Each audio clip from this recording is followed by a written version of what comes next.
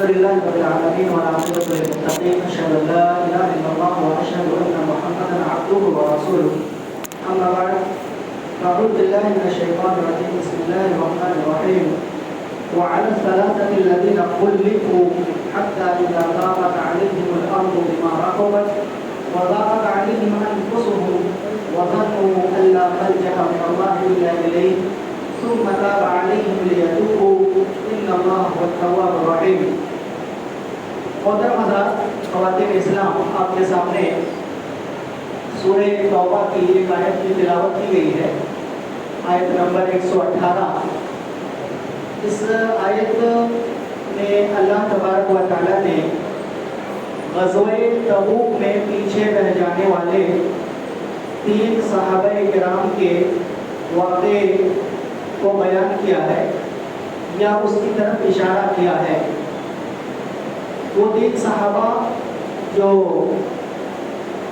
جنگ تبوک سے پیچھے رہ گئے تھے اور ان کی توبہ ذرا لیٹ سے قبول ہوئی تھی، یا کہہ لیجیے کہ 50 دنوں کے بعد قبول ہوئی تھی، اور ان لوگوں نے ان 50 دنوں میں جو آزمائشیں برداشت کی اور صبر و تحمل کا مظاہرہ کیا، اس کو احادیث کی کتابوں میں اور تفسیر کی کتابوں میں بیان کیا گیا ہے.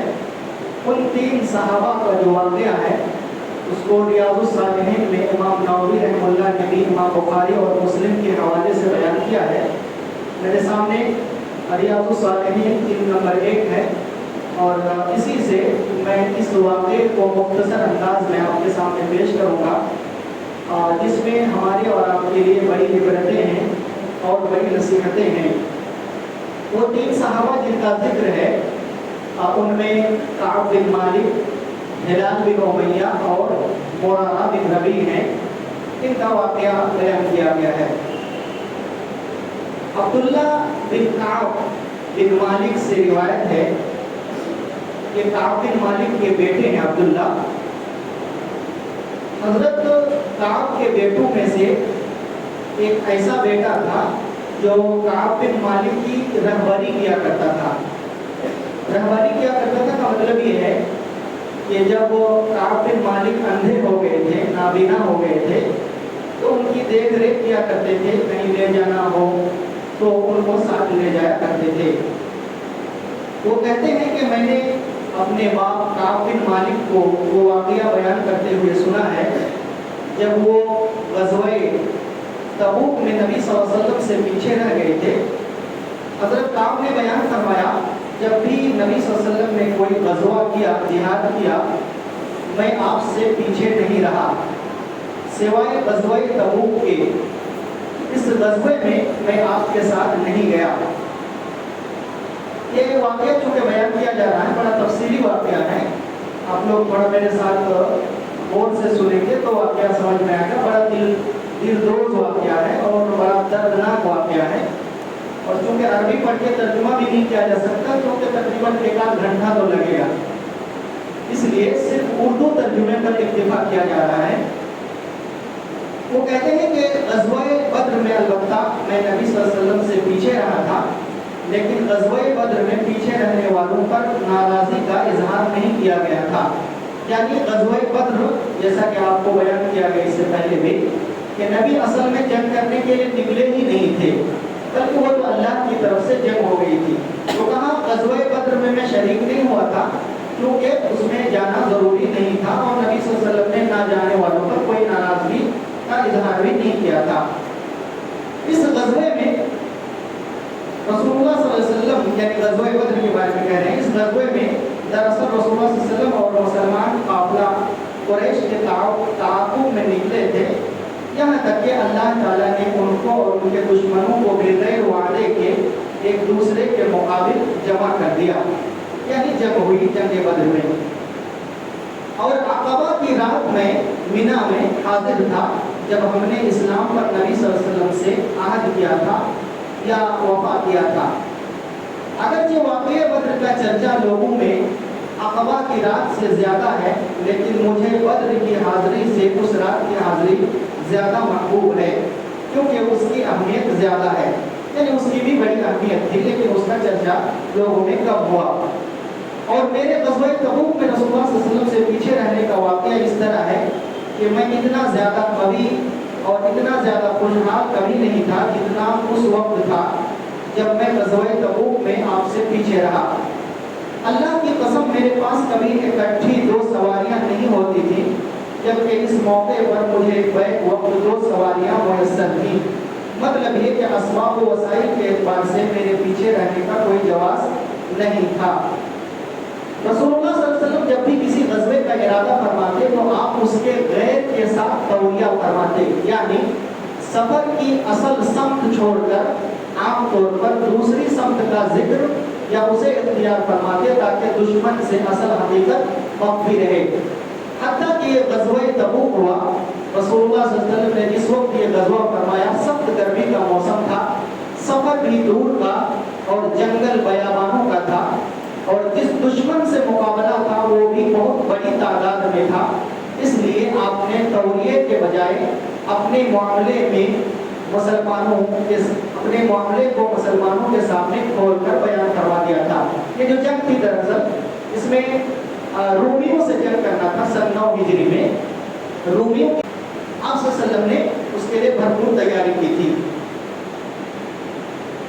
بس آپ صلی اللہ علیہ وسلم نے انہیں وہ سمت بھی بدلا دی یا وہ سمت بھی بدلا دی جس کا آپ ارادہ فرما رہے تھے۔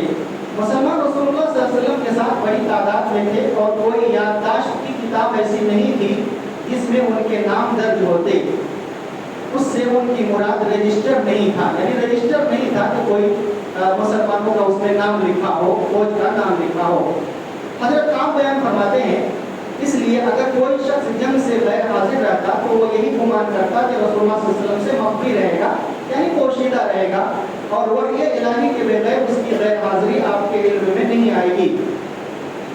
اور یہ غزوہ بھی رسول اللہ صلی اللہ علیہ وسلم نے اس وقت فرمایا جب پھل پک چکے تھے اور ان کا سایہ عمدہ اور خوشگوار تھا، اور میں انہی پھلوں اور سایوں کی طرف میلان رکھتا تھا، یعنی بڑا خوشحال وقت تھا، اچھا وقت تھا۔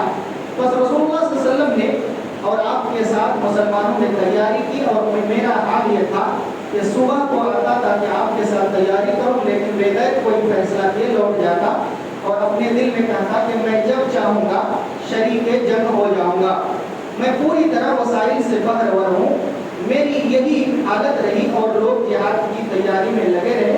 پھر رسول اللہ صلی اللہ علیہ وسلم اور آپ کے ساتھ مسلمان ایک صبح کو جہاد پر روانہ ہو گئے، اور میں اپنی تیاری کے سلسلے میں کوئی فیصلہ ہی نہیں کر پایا۔ میں پھر صبح آیا اور لوٹ گیا اور کوئی فیصلہ نہیں کر سکا۔ بس میری کیفیت یہی رہی، حتیٰ کہ مجاہدین تیزی سے آگے جا رہے تھے اور جہاد کا معاملہ بھی آگے بڑھ گیا۔ میں نے ارادہ کیا کہ میں بھی سفر پر روانہ ہو جاؤں گا اور ان کو جا ملوں گا۔ اے کاش کہ میں ایسا کر لیتا، لیکن یہ میرے مقدر میں نہ ہوا۔ رسول اللہ صلی اللہ علیہ وسلم کے چلے جانے کے بعد جب میں لوگوں میں نکلتا تو یہ بات میرے لیے حزن و ملال کا باعث بنتی کہ میرے سامنے اب کوئی نمونہ ہے تو صرف ایسے شخص کا ہے جو نفاق سے مطعون ہے، یا نفاق کی وجہ سے لوگوں میں حقیر ہے، یا ایسے کمزور لوگوں کا جن کو اللہ نے معذور قرار دیا۔ سارے راستے رسول اللہ صلی اللہ علیہ وسلم کو میں یاد نہیں آیا، یہاں تک کہ آپ تبوک پہنچ گئے۔ تبوک میں جب آپ لوگوں میں تشریف فرما تھے، آپ کو میرا خیال آیا، پوچھا کعب بن مالک کا کیا ہوا، وہ کہاں ہے؟ بنو سلمہ کے ایک آدمی نے کہا اس کو اس کی 2 چادروں اور اپنے 2 پہلوؤں کو دیکھنے نے روک لیا ہے، یعنی دولت اور اس کے عجب اور کبر نے اسے نہیں آنے دیا، یعنی دولت کی وجہ سے وہ نہیں آ سکے، ایسا ایک آدمی نے کہا۔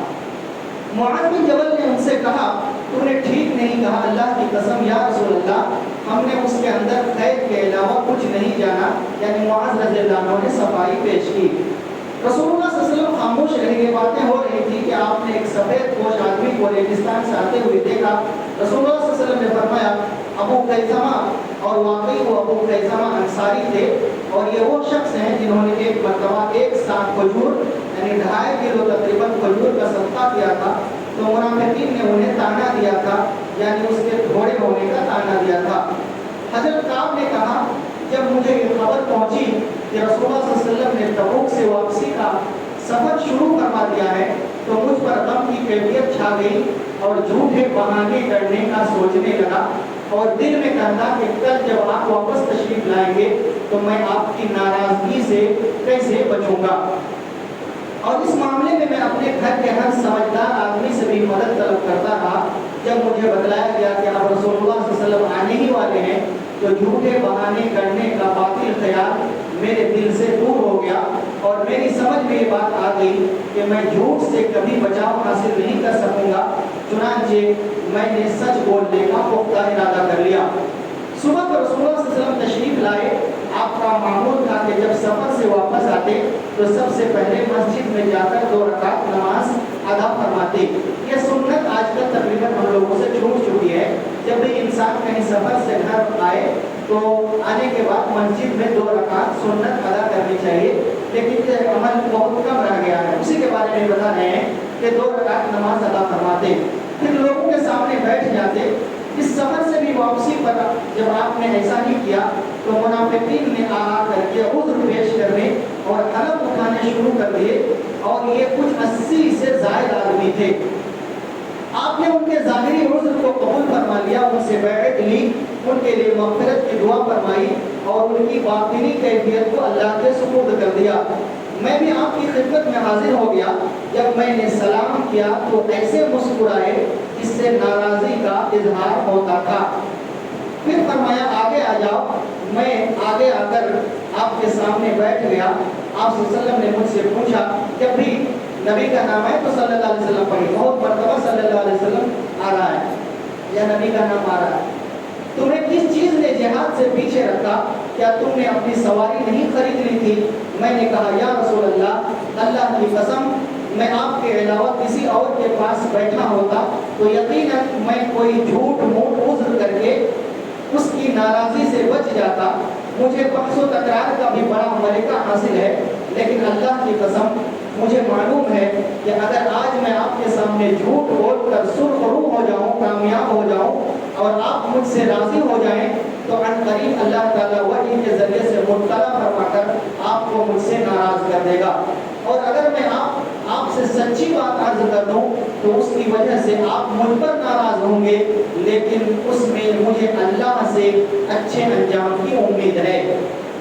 इसलिए मैं सच सच अर्ज करता हूँ कि अल्लाह की कसम जिहाद में आपके साथ जाने में मुझे कोई उज़्र नहीं था। अल्लाह की कसम मैं इतना ताकतवर, इतना खुशहाल कभी नहीं रहा इतना मैं उस वक्त था जब आपसे पीछे रहा। रसूलुल्लाह सल्लल्लाहु अलैहि वसल्लम ने फरमाया, उस शख्स ने यकीनन सच कहा है या इस शख्स ने यकीनन सच कहा है, बस तुम यहाँ से खड़े हो जाओ यहाँ तक कि तुम्हारी बाबत अल्लाह ताला फैसला फरमाए। मेरे पीछे बनु सलमा के कुछ लोग आए और मुझसे कहा, अल्लाह की कसम हमें नहीं मालूम कि इससे कबल तुमने कोई गुनाह किया है। तुम रसूलुल्लाह सल्लल्लाहु अलैहि वसल्लम के सामने ऐसा कोई उज़्र पेश करने से क्यों कासिर रहे जैसा दूसरे पीछे रहने वालों ने पेश किया? तुम्हारे गुनाह की माफ़ी के लिए यही काफ़ी था कि रसूलुल्लाह सल्लल्लाहु अलैहि वसल्लम तुम्हारे लिए मग़फ़िरत की दुआ फरमाते। हज़रत काब ने फरमाया, अल्लाह की कसम मुझे वो मेरी सच्चाई पर मलामत करते और डांटते रहे, यहाँ तक कि मेरे जी में आया कि मैं रसूलुल्लाह सल्लल्लाहु अलैहि वसल्लम की खिदमत में दोबारा हाजिर होकर अपनी पहली बात की तकज़ीब कर दूँ और कोई झूठा उज़्र पेश कर दूँ। लेकिन फिर मैंने उनसे पूछा कि मेरे साथ वाला मामला किसी और को भी पेश आया है?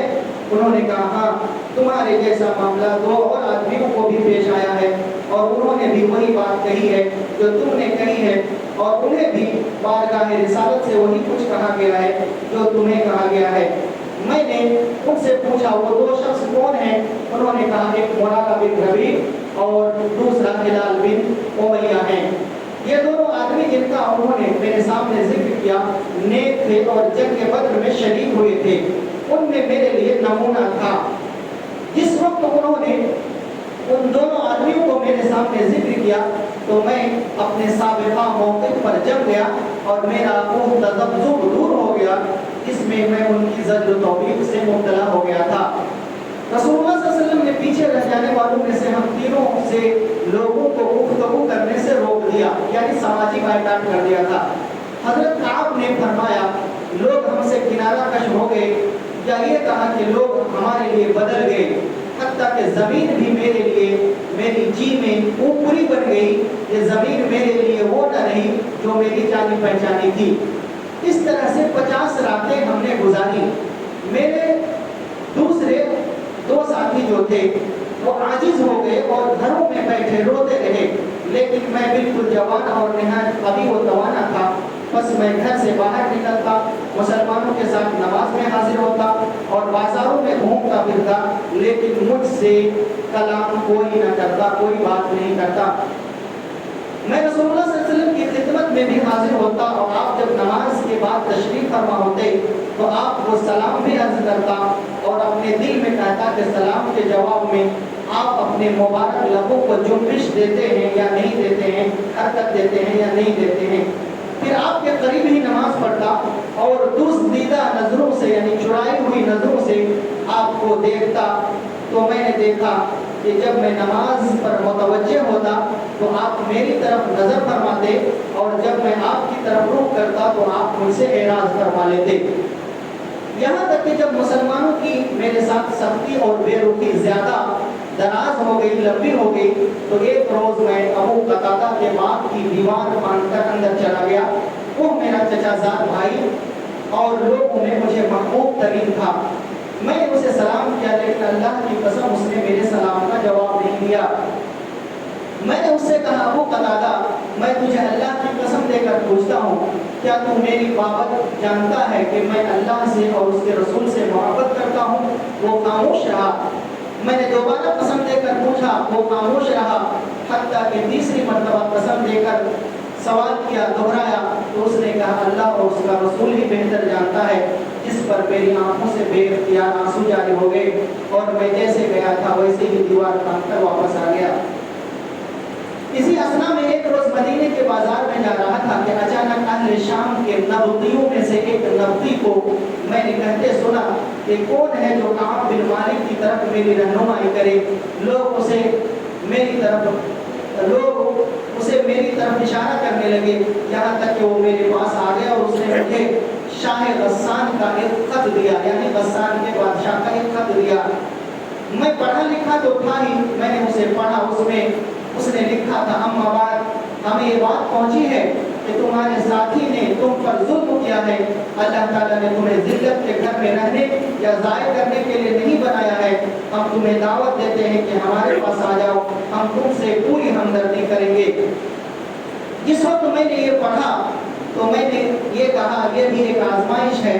میں نے اسے تنور میں ڈال کر جلا ڈالا، یعنی چولہے میں دے کر جلا ڈالا، حتیٰ کہ جب 50 دنوں میں سے 40 دن گزر گئے اور میرے بارے میں وحی کا سلسلہ بھی موقوف رہا یا موقوف ہی تھا کہ میں نے رسول اللہ صلی اللہ علیہ وسلم کی ایک قاصد کو اپنے پاس آتے ہوئے دیکھا۔ اس نے آ کر کے کہا رسول اللہ صلی اللہ علیہ وسلم تمہیں حکم دیتے ہیں کہ تم اپنی بیوی سے بھی علیحدگی اختیار کر لو۔ میں نے پوچھا کیا میں اسے طلاق دے دوں یا کیا کروں؟ اس نے کہا طلاق نہیں، اسے علیحدگی اختیار کرو، اس سے علیحدگی اختیار کرو، پر اس کے قریب مت جاؤ۔ اور میرے دوسرے 2 ساتھیوں کو بھی آپ نے یہی پیغام بھیجوایا۔ میں نے اپنی بیوی سے کہا اپنے گھر والوں کے پاس چلی جاؤ اور انہی کے پاس رہو یہاں تک کہ اللہ تعالیٰ اس معاملے کا فیصلہ فرما دے۔ میرے 2 ساتھیوں میں سے ایک ساتھی ہلال بن امیہ کی بیوی رسول اللہ صلی اللہ علیہ وسلم کے پاس آئی اور آپ سے کہا کہ ہلال بہت بوڑھے ہیں، ان کے لیے کوئی خادم نہیں ہے، اگر میں ان کی خدمت کروں تو آپ کو ناپسند ہے؟ تو آپ نے فرمایا نہیں، لیکن وہ تم سے قربت یا صحبت نہ کریں۔ بیوی نے کہا اللہ کی قسم اب ان میں کسی چیز کی طرف حرکت یا طاقت نہیں رہ گئی ہے، علاوہ ازیں اللہ کی قسم جب سے یہ معاملہ ہوا ہے اس وقت سے اب تک ان کا سارا وقت روتے ہوئے گزر رہا ہے۔ حضرت کعب فرماتے ہیں مجھ سے بھی میرے بعض گھر والوں نے کہا اگر تم بھی رسول اللہ صلی اللہ علیہ وسلم سے اپنی بیوی کے بارے میں اجازت طلب کر لو تو اچھا ہے۔ آپ نے اجازت طلب کرنے پر ہلال بن امیہ کی بیوی کو بھی تو ان کی خدمت کرنے کی اجازت عطا فرما دی ہے۔ میں نے کہا میں اس کی بابت رسول اللہ صلی اللہ علیہ وسلم سے اجازت نہیں مانگوں گا، مجھے نہیں معلوم جب میں آپ سے اجازت مانگوں گا تو آپ کیا جواب دیں گے، کیونکہ میں تو نوجوان آدمی ہوں جبکہ ہلال بالکل بوڑھے ہیں۔ بس اس طرح 10 راتیں مزید گزر گئیں اور جب سے اور جب سے لوگوں کو ہم سے بات چیت کرنے سے روکا گیا تھا اب تک ہماری 50 راتیں مکمل ہو گئی تھی۔ میں نے 50ویں رات کو صبح کو اپنے گھروں میں سے ایک گھر کی چھت پر فجر کی نماز پڑھی۔ بس میں نماز پڑھ کر ابھی اسی افسردگی کی حالت میں بیٹھا تھا جس کا ذکر اللہ نے ہمارے بابت فرمایا کہ میرا دل مجھ پر تنگ ہو گیا اور زمین باوجود فراخی کے تنگ ہو گئی کہ میں نے ایک پکارنے والے کی آواز سنی جو سلع پہاڑی پر چڑھا ہوا تھا اور وہ آوازیں بلند کہہ رہا تھا، اے کعب بن مالک خوش ہو جاؤ۔ میں اسی وقت فرد خوشی میں سجدے میں گر پڑا۔ اسی کو سجدہ شکر کہتے ہیں۔ انسان کو جب خوشی ملے تو سجدہ شکر کرنا چاہیے۔ میں سجدے میں گر پڑا اور مجھے اندازہ ہو گیا کہ اللہ کی طرف سے پوشیدگی یعنی معافی آ گئی ہے۔ رسول اللہ صلی اللہ علیہ وسلم نے جس وقت فجر کی نماز پڑھ لی لوگوں کو بتلایا کہ اللہ عز و جل نے ہماری یعنی تینوں کی توبہ قبول فرما لی ہے۔ بس لوگ ہمیں خوشخبری دینے کے لیے آنے شروع ہو گئے۔ میرے دونوں ساتھیوں کی طرف بھی خوشخبری دینے والے گئے۔ ایک شخص نے نہایت تیزی سے میری طرف گھوڑا دوڑایا اور وہ اسلم قبیلے کا ایک آدمی میری طرف دوڑ کر کے آیا اور پہاڑ پر چڑھ گیا۔ بس اس کی آواز گھوڑے سے بھی تیز رفتار تھی۔ پر جب میرے پاس وہ شخص آیا جس کی خوشخبری کی آواز میں نے سنی تھی تو میں نے اس کی خوشخبری کے بدلے میں اپنے جسم کے دونوں کپڑے اتار کر اسے پہنا دیے، یعنی اس کو انعام دے دیا۔ اللہ کی قسم اس روز ان کے علاوہ میں کسی اور چیز کا بھی مالک نہیں تھا اور میں نے خود 2 کپڑے عاریتاً لے کر کے پہنے۔ جب اتنی خوشی ہوئی میں نے اپنا کپڑا دے دیا، حالانکہ میرے پاس کپڑا نہیں تھا پہننے کے لیے، میں نے ادھار لے کر کے دوسروں سے کپڑے پہنے۔ پھر میں رسول اللہ صلی اللہ علیہ وسلم سے ملاقات کا قصد کر کے چلا۔ راستے میں لوگ مجھے گروہ ملتے اور قبول توبہ کی مبارکباد دیتے اور مجھ سے کہتے کہ تمہیں مبارک ہو، اللہ نے تمہاری توبہ قبول فرما لی۔ حتیٰ کہ میں مسجد نبوی میں داخل ہو گیا، میں نے دیکھا کہ رسول اللہ صلی اللہ علیہ وسلم تشریف فرما ہے اور آپ کے گرد صحابہ کرام موجود ہیں، لوگ موجود ہیں۔ بس طلحہ بن عبید اللہ لپکتے ہوئے کھڑے ہوئے یعنی تیزی کے ساتھ کھڑے ہوئے حتیٰ کہ مجھ سے مصافحہ کیا اور مجھے مبارکباد پیش کی۔ اللہ کی قسم مہاجرین میں سے ان کے علاوہ کوئی اور کھڑا نہیں ہوا۔ بس آپ طلحہ کی اس بات کو کبھی فراموش نہ کرتے یعنی کبھی بھی نہیں بھولتے کہ اس موقع پر انہوں نے ہم سے مصافحہ کیا اور مبارکباد دی۔ حضرت آپ فرماتے ہیں جب میں نے رسول اللہ صلی اللہ علیہ وسلم کی خدمت اقدس میں سلام عرض کیا تو آپ نے فرمایا اور آپ کا چہرے مبارک خوشی سے چمک رہا تھا، تمہیں یہ دن مبارک ہو جو تمہاری زندگی کا جب سے تمہیں تمہاری ماں نے جنا ہے سب سے بہترین دن ہے۔ میں نے پوچھا یا رسول اللہ یہ خوشخبری آپ کی طرف سے ہے یا اللہ کی طرف سے ہے؟ آپ نے فرمایا نہیں بلکہ اللہ کی طرف سے ہے۔ اور رسول اللہ صلی اللہ علیہ وسلم جب خوش ہوتے تو آپ کا چہرہ اس طرح گلنار ہوتا گویا کہ وہ چاند کا ایک ٹکڑا ہے اور آپ ہم اس سے آپ کی خوشی کو پہچان لیتے۔ جب میں آپ کے سامنے بیٹھ گیا تو میں نے کہا یا رسول اللہ میری توبہ کا حصہ یہ ہے کہ میں اپنا سارا مال اللہ اور اس کے رسول کے راستے میں صدقہ کرتا ہوں۔ کہا توبہ قبول ہوئی، میں سب کچھ اللہ کی راہ میں صدقہ کرتا ہوں۔ اس مال کی وجہ سے وہ نہیں جا سکے تھے اس لیے کہا سارے مال کو صدقہ کرتا ہوں۔ آپ نے فرمایا اپنا کچھ مال اپنے لیے رکھ لو، یہ تمہارے لیے بہتر ہے۔